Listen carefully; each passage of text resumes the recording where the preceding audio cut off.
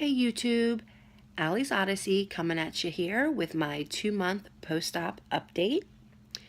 Today is Friday, March 31st, 2017, and I had gastric bypass RNY surgery with Dr. Andrew Arverbach at St. Agnes Hospital on January 31st, 2017. So we're exactly 2 months out today.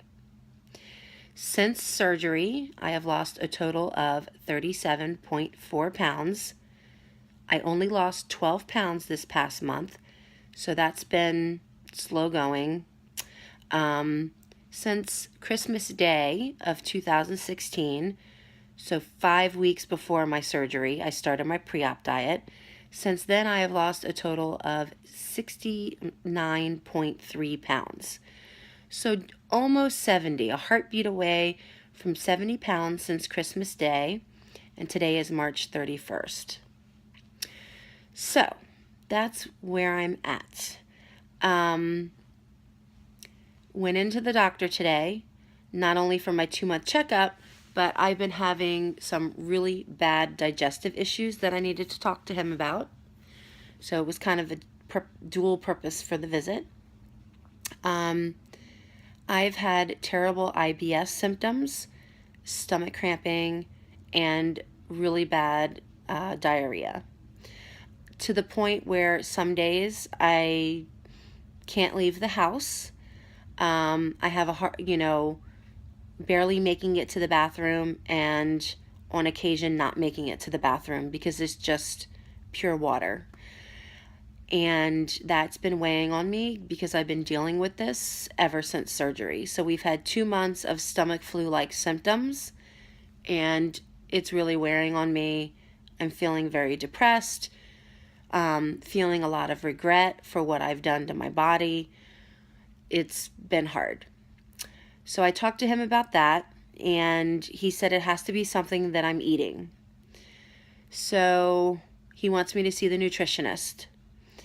And he told me to take Imodium every day, which I really don't want to do, but I guess I will.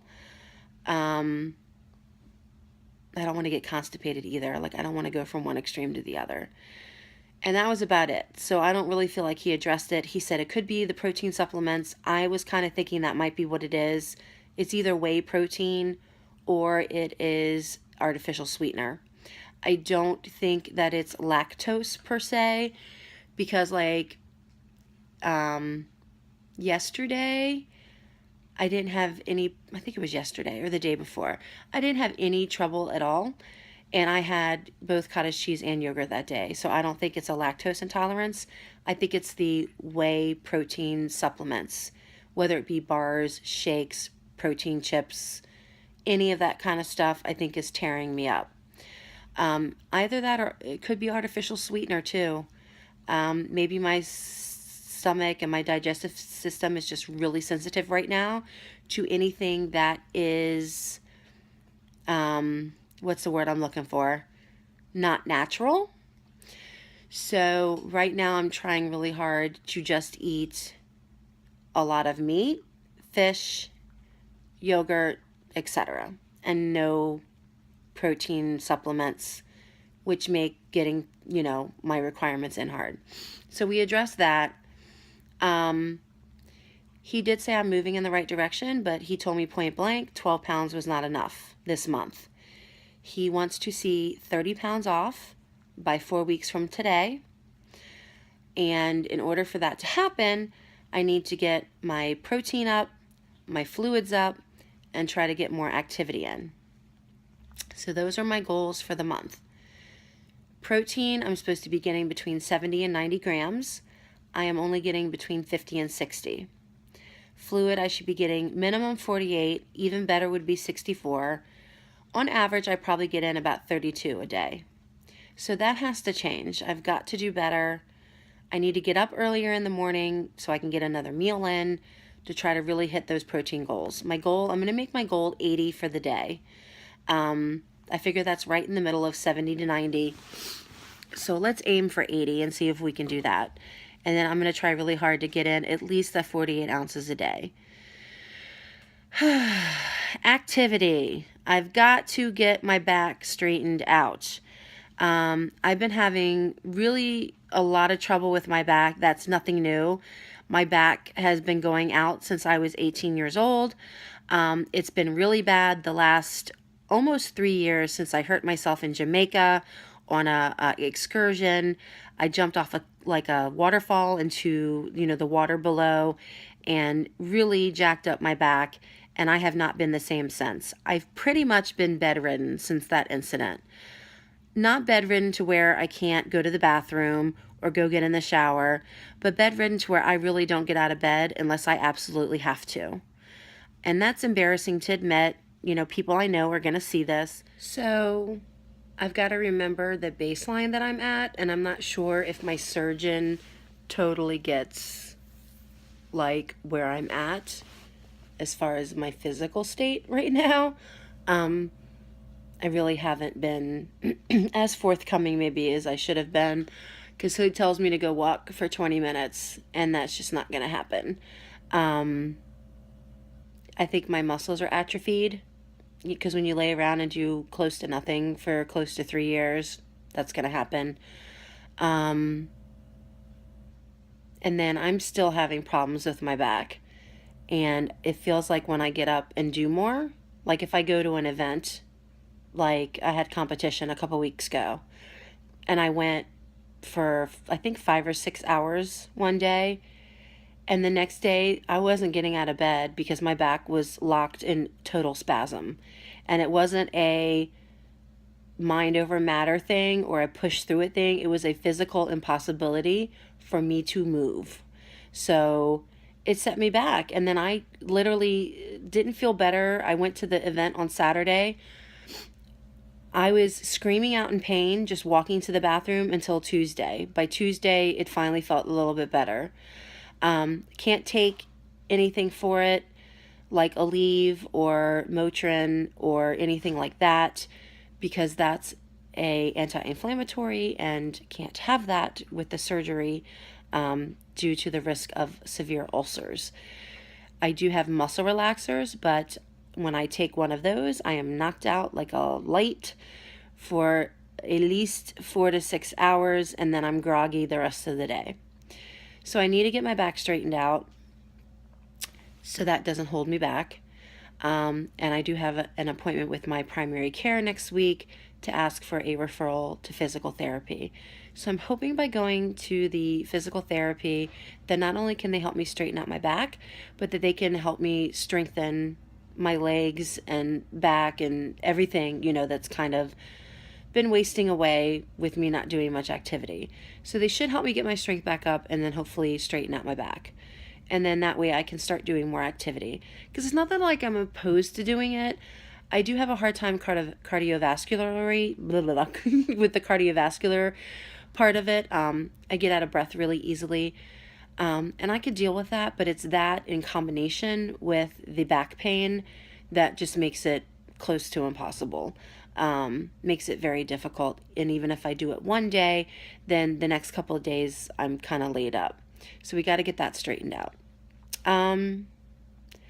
Fluids have been hard, especially when I try to cut out artificial sweeteners, sucralose especially. If you look at the ingredients list for any of the flavor water drops like Mio or Crystal Light, they all have sucralose. A lot of the protein bars have it, and that might be another issue with my digestive tract is the sucralose. So I don't even know if Truvia is sitting well on my tummy. So I've got to figure out another way to get fluids in, because plain water makes me cramp really bad. And of course, you're not going to drink something that makes your stomach cramp. So I'm going to try to make some fruit infused water and see how that sits on my tummy. So I think I've got a good game plan. Like, I'm going to get my protein up by eating 5 meals a day instead of 4. I'm going to see my primary care physician to get my back straightened out and hopefully get some PT going, not only for my back, but for my strength. And then I'm going to try some different fruit infused waters, hoping that that will solve my problem with that. So I feel like I have a good game plan. I'm going to start keeping a written journal of my food instead of doing it on my app on my phone, so that I can also notate what's going on with my tummy on any given day. So that way, when I do see the nutritionist, which I've also have a call into the nutritionist to make an appointment. So when I do see her, I can have a written, piece of paper or notebook that I bring in that says exactly what I've been eating and exactly what's been going on with my tummy, whether it's cramping or I'm in the bathroom all day or whatever. Hopefully she can help me pinpoint what's making, me have so many problems. So that's where I'm at. Trying not to get down. My surgeon irritates me a little bit because I'm like, I still lost 12 pounds and I still have lost almost 70 since Christmas. But I'm kind of glad he didn't coddle me, because now I'm just like, I'm going to show him in 4 weeks, damn it. I'm going to lose 30 pounds and I'm going to show him that I can do it. So he kind of like wants you kind of want to please him. Hopefully in 4 weeks, I'll be able to say that I lost the 30 and that I'm doing great. Because if I do everything that I have set out to do, there's really no reason I shouldn't. So I'm probably going to get really depressed if I don't. That's just being honest, because I'm like hanging on by a thread right now. Lots of days of regret from doing the surgery. Why did I do this? I would kill to just be able to eat a whole lean cuisine at this point. And I kind of look back and say, look at all the food, even on a diet. Like if I'd done a 1,600 calorie a day diet, like that was a lot of food. I'm eating 500 calories now. So 1,600 or even 1,000 or 1,200 seems like so much right now. And I think that's an emotional response, because I know logically that with the stomach size that I used to have, that wouldn't have felt like enough. So it's also a little bit of a mind fuck, excuse the language, but that's what it is. When before you were eating an enormous amount of calories, and now you have to struggle to get in what you're supposed to get in. I'm getting in now at this point about 500 a day. Before I was only getting in on average like 3 to 4, as recently as 2 weeks ago. I've really stepped my game up, and now I'm getting in about 5. If I try really, really hard, I can get close to 7, or right around 700 calories, and that's really where I need to be to meet my protein goals. And especially without having any type of protein supplements in my diet, I need to be right around 700 calories, and I have to work extremely hard to get 700 calories into my body. So that really messes with my head, because I could eat 700 calories in a sitting before. Like that was nothing. I was a good sized steak and a baked potato. And that's 700 calories right there, if not more. So it's just a complete and total adjustment. Mental is such a big piece of this. I'm also telling myself I'm only 2 months out, not to beat myself up. We're still early. I have lost 70 pounds. You might as well say at this point, if I had started out at like 225, like I'd be probably ecstatic right now. But just because I'm starting at such a high weight, it's going to take, probably 100 pounds for me to really see and feel a difference. Because I haven't lost a clothing size yet. My clothes are fitting looser. But it's not like, yay, I gotta go clothes shopping. Everything still fits. So it's just the bigger you are, the more you have to lose to really make an impact on your size. So I think after I get the first 100 off, like as the rest comes off, I'm going to see changes happening quicker. It's just getting the ball rolling and getting the first 100 off and being patient. The other thing I just wanted to just talk about for a second was that on top of everything that's happening for me, my son was admitted into the hospital. We took him into the emergency room on Saturday, and he has now been admitted, and he's actually in a hospital that, depending on the traffic, is anywhere from 40 minutes to an hour. Oh, hello, Rocky. That is my cat, Rocky, one of my cats. So he's going to be okay. His life is not in danger. I'm sorry. Oh, maybe I needed that laugh. His life is not in danger, but it has been a hard situation. I've had to, run back and forth to see him, which is physically hard on me.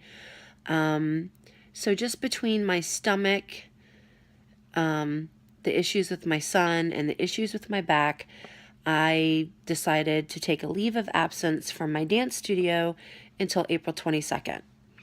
And I've been dealing with a lot of guilt with that. They have a big competition this weekend. It's the last one of the season.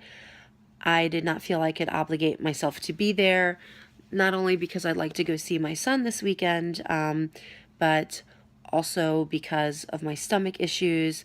If I don't have diarrhea, then I'm cramping. If I were to go to the competition, my back would certainly go out. And then that would jeopardize me being able to go to my son to see him. It would jeopardize me going to my doctor's appointments to try to get myself straightened out. And it's just so hard for me. And I don't think people realize, like, I feel so guilty, like major guilt. Because I feel like some people look at me like, just suck it up. You need to just suck it up. And they don't understand because they're not in my body. Imagine carrying around 200 plus extra pounds on your body every day and having a bad back, and then having severe stomach issues on top of that, and then having a child that's in the hospital who's struggling. It's too much, I think, for almost anybody, and I'm holding it together the best I can. And I look at it this way. Maybe if I take the next 3 weeks, it's only 3 weeks, and really focus on getting my stomach straight, and focus on starting the physical therapy for my back, and focus on getting my kids straight, that in 3 weeks I can return and be fully present. Whereas if I were to push through and go to the competition and then my back went out, or went and taught class tonight and then my back went out, and then I couldn't go to the competition anyway, and then I couldn't go see my son, which would make me feel even worse, or say that I'm going to be there and have severe diarrhea and not be able to show. Like, if I just step back, I have a great staff. So step back, take a couple weeks more, because I've already had a lot of time off because of the surgery, but take a few more weeks. Hopefully I'll be doing better and I can come back and be fully present.